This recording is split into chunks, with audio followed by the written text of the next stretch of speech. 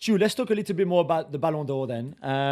Ousmane Dembele is the outstanding favorite to win it because he was the best player in the team that was the best team in Europe and arguably in the world for this season. 37 goals, 15 assists, the Champions League, obviously, the league.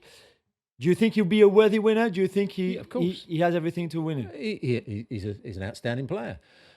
Didn't start the season particularly well. No, had his argument with the coach. Yeah, I remember going to see him at Arsenal in the first game in the Champions League, and he didn't play because he was dropped. But after that, change of position as well, playing as a centre forward. I mean, his movement, his understanding of the position, his finishing, his pace, his ability to go past people, his link-up play. Yeah. He turned into not just an outstanding player with potential, which he was at Barcelona. He became a clever thinker as well, and that's what's changed. And I just think he's been outstanding, and he's a big part of what PSG were doing, and the outstanding player really. And the press and all the runnings and leading that team collectively, I think puts him in that position of being the outstanding favourite for it, because I think he would deserve it at 28 years old. And Luis Enrique deserved something where they had their spat, but he's somehow got Dembele to do things that Dembele never did when he was at Barcelona. Absolutely.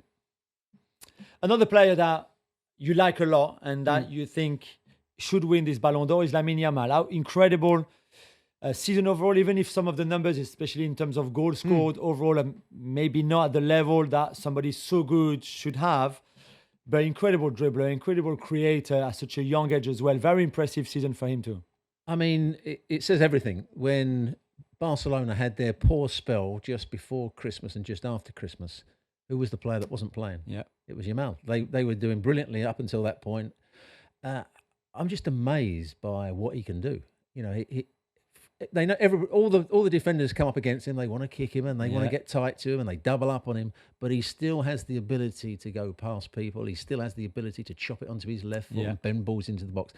But his greatest asset, which people probably don't talk about, is he can see a pass as well. Yeah, he plays balls with the outside of his boot.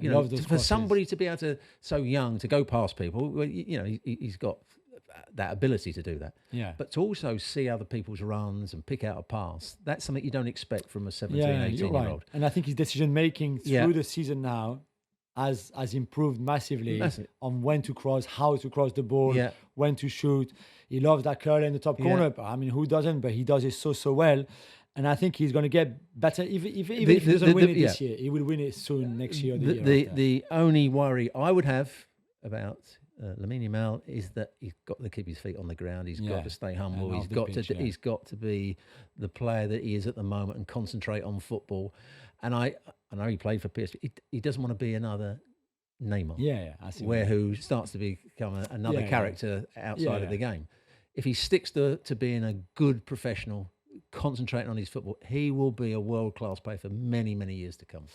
Achraf Hakimi is also nominated.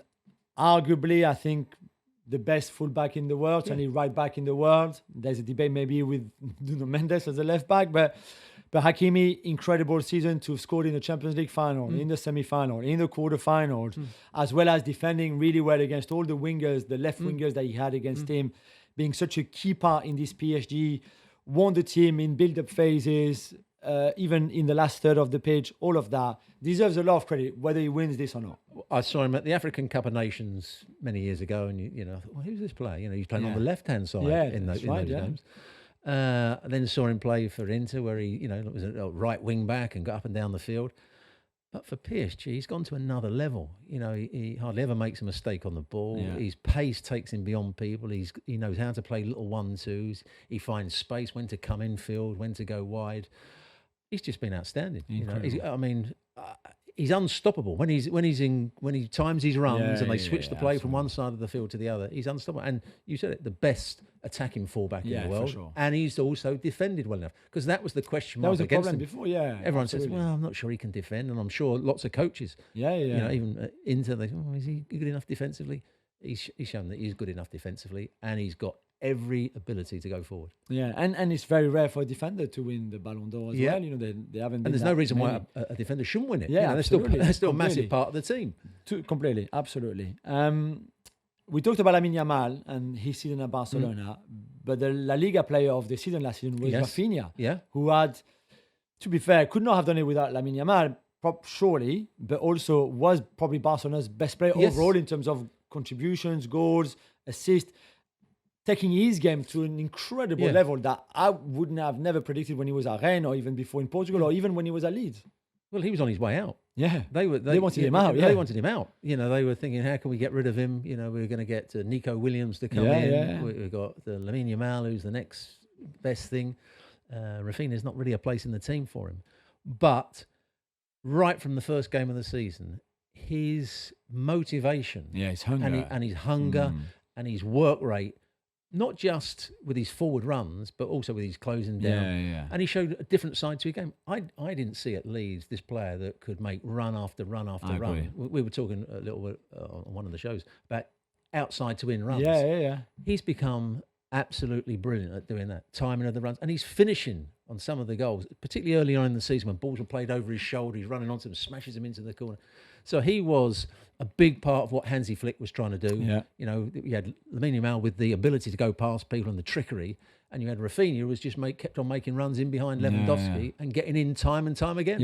And it was absolutely brilliant and fully deserved to be, you know, La Liga Player of the Year. And finally, Stu, Vitinha, who we mentioned Hakimi and Dembele already amongst the PSG players. We could have added maybe Nuno Mendes or Desiré Doué or Joe Neves. But Vitinha is very much the heart of this PSG team. Not just where he plays in that kind of number 6 holding role, but everything they do with the ball, without the ball, everything goes through him, right? Yes. And he was very impressive in that, in the position where you have the likes of Pedri, De Jong, Rodri, who are amongst the best in the world. But Vitinha had a touch of class to this PSG season.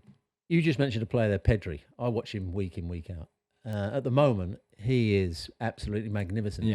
For Vitinha to be ahead of Pedri shows what a player he's been. Absolutely. And, you know, when I watched PSG last year in the Champions League, which I watched mostly in the Champions League rather than the Liga, that rotation of the midfield, and again, the understanding for a young player, the understanding of when to go shorter, when to make longer runs, when to play little 1-2s, when to play longer passes, the vision, the understanding of the tactics was sensational. You know, and I saw teams try and press them. You know, Arsenal did it in one of them. We're going to get stuck into them. He just played around the pressure, made it look all very easy. And doing that isn't easy. You know, and he did it superbly. So, yeah, an outstanding player, and at the time last season, the best midfield player in the Champions League. And again, credit to Luis Enrique for taking him to that level. I mean, not that long ago, where Wolves could not get a game. No. Even in his first year in Paris, he was struggling more as an 8, and Luis Enrique moved him a little bit deeper. Does that mean they're going to buy Ugarte back from Manchester United? I'm not sure this is going to happen. Okay. But yeah, credit to Vitinha and Luis Enrique for this incredible season.